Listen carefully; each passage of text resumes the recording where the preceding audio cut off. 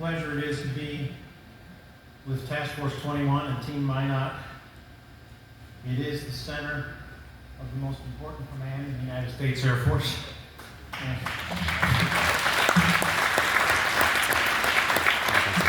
And there is no better locus for than Minot, and it is just tremendously inspiring to see the support that North Dakota gives our airmen. And it's an honor to be here. It was an honor to serve, and I continue to serve. The Strategic Posture Commission is still on duty, but their report has been delivered. The task force staff, of course, made it available to all of you, and I encourage complete reading, and there'll be a test when I'm done. My role, my day job is the leader of the research portfolio at the Institute for Defense Analysis called Nuclear Strategy and Policy.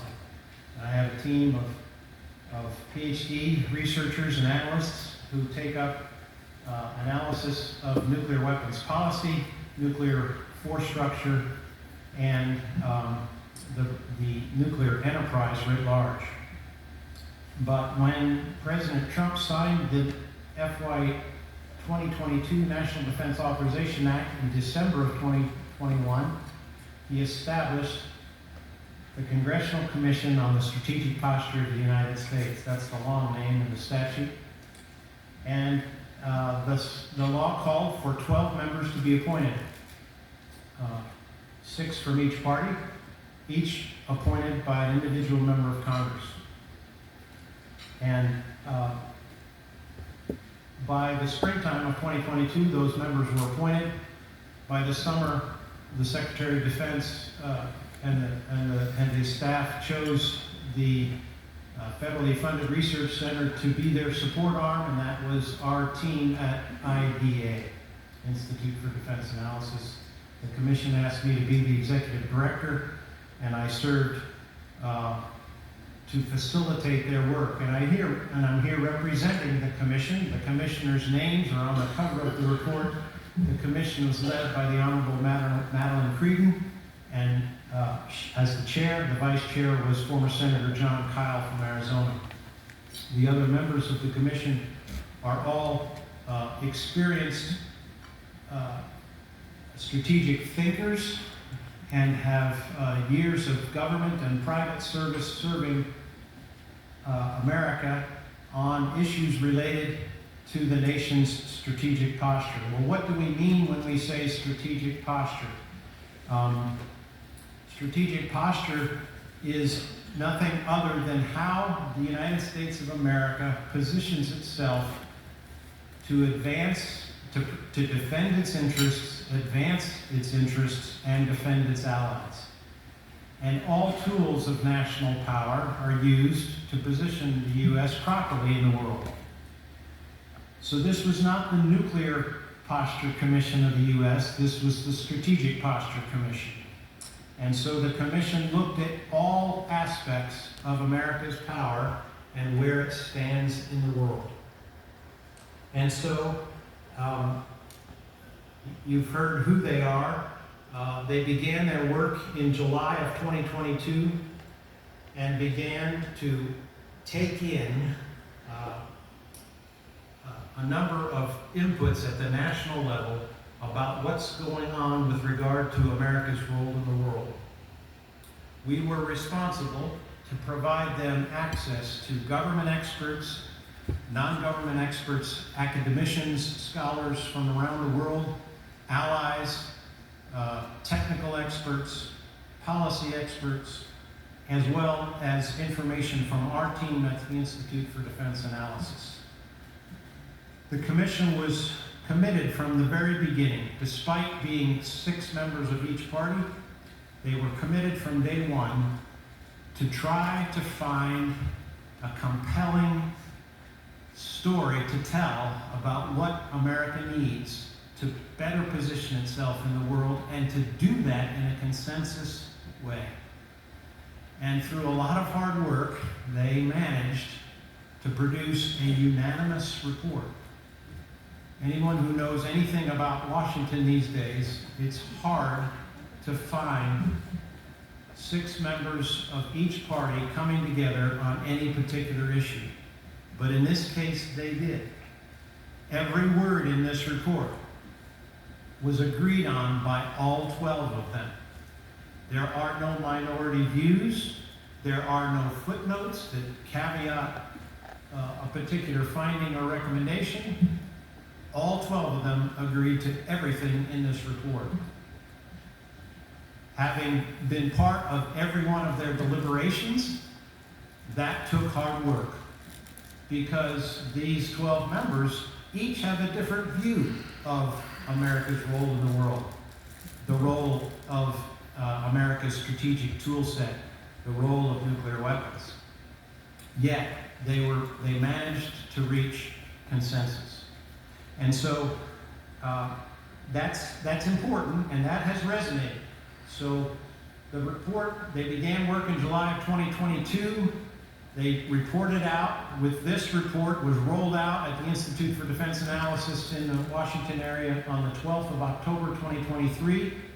The Commission continues to serve and deliver the results of its report through a variety of hearings and briefings to people like General Bustier, General Cotton at U.S. Strategic Command, the Chairman of the Joint Chiefs, General C.P. Brown, the Deputy Secretary of Defense, the House Armed Services Committee, the Senate Armed Services Committee, and the National Security Council. The law that established the Commission told them that their audience was the White House and Congress in the form of the 2 Armed Services Committees. They have briefed them all of their results, and although their unclassified report came out in October of 2023, there is a top secret compartmentalized annex to this report that was just released last week to those same audiences. That annex provides the classified evidence that is behind the unclassified report.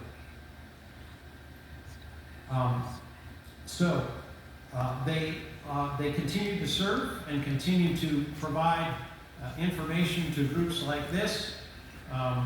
They will be meeting with the Strategic Deterrent Coalition in Las Vegas in early May. They continue to meet with media and scholars and think tanks and research organizations and community organizations like this around the country. Their assessment was not a grade on the administration's policy regarding America's strategic posture. They distinctly did not take up previous documents like the Nuclear Posture Review and the National Defense Strategy and critique them. They were, however, rather forward-looking, and they chose a time period that's very critical for America, 2027 to 2035. Why did they choose that time period? Well, they began in 2022, and they thought, well, we need to look out one FIDEP, another terrible acronym in the Pentagon called the Future Year Defense Plan. It's a 5-year plan that's created every year, a rolling 5-year plan. And the Commission wanted to look 1 5-year tranche beyond that, starting in 2027. They also were very familiar with the trajectory that some of our adversaries are on. They're also very familiar with the transition that General Lutton so clearly articulated and described, that this command is going through right now, whereby every aspect of our deterrent force is being recapitalized and transitioned. And that timeline begins in earnest later this decade and reaches its critical transition years during the 2030s. It continues into the 2040s, but in the mid-2030s, that transition gets pretty critical, when our old systems are retired and our new systems are fielded. So that was a very important and strategic decision to make 2027 to 2035 their time period of focus, and their focus was not just on nuclear, but on strategic posture. So if you take the time to read all 87 pages of this report, you will find a chapter on non-nuclear capabilities. You will find a chapter on allies and partners. You will find a chapter on risk reduction and arms control. And so this is not a nuclear report.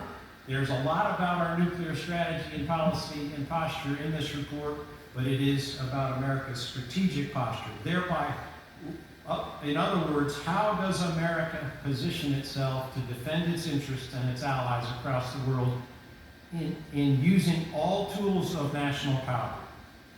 And so, how did the Commission begin its work?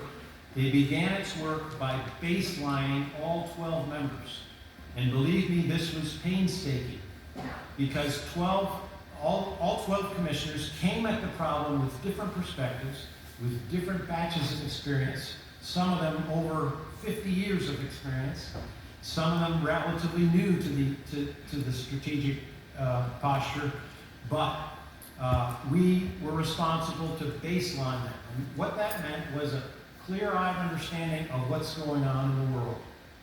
They spent several sessions, 3 days at a time, each month, speaking to the most senior people in the intelligence community about America's most troubling adversaries: China, Russia, North Korea, Iran, and a whole host of other threats. And that baselining was not only tremendously informative, it was extremely sobering. Because when you look forward to 2027 to 2035, and you take where those adversaries are right now and the trajectory that they are on, that time period becomes very concerning. And so it drove much of how they viewed our current state, projected it forward, thinking about where our adversaries are going to be in that time period to come up with its findings and recommendations. And as Bruce mentioned, in 87 pages, there are 131 findings. These are very succinct descriptions of where the Commission came down, concluding about where we are in the world, where are our adversaries, what do we need to do about it, and then 81 recommendations, tangible, actionable things that the Department of Defense, the Department of Energy, the Congress, and the White House can do to better posture America in the world. Next slide. I'm supposed to hit a button here, I'm sorry.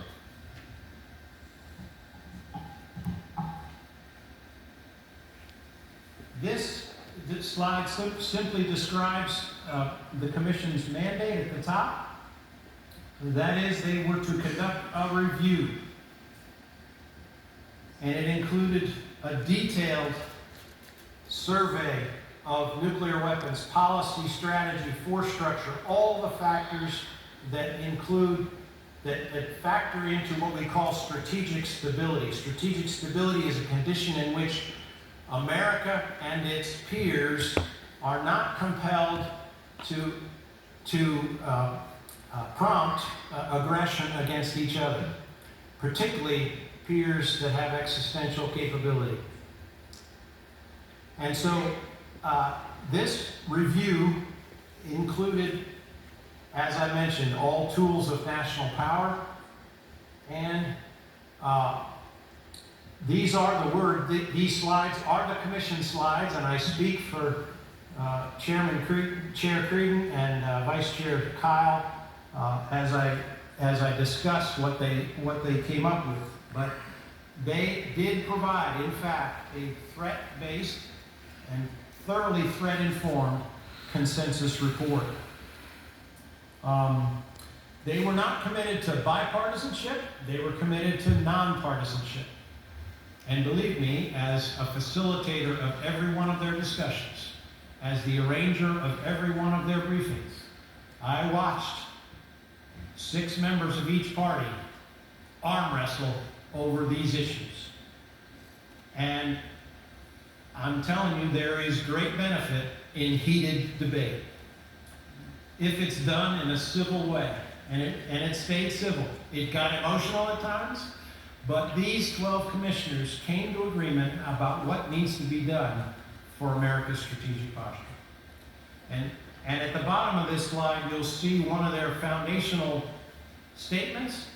We are facing a fundamentally different strategic setting. And we, the U.S., are not well prepared. And failure to act in an urgent way. Anybody who's an IT geek can do a search of the PDF file for this report and look for the word urgent. It is used over 40 times in this report. Why? Because these 12 commissioners decided that they needed to send a message.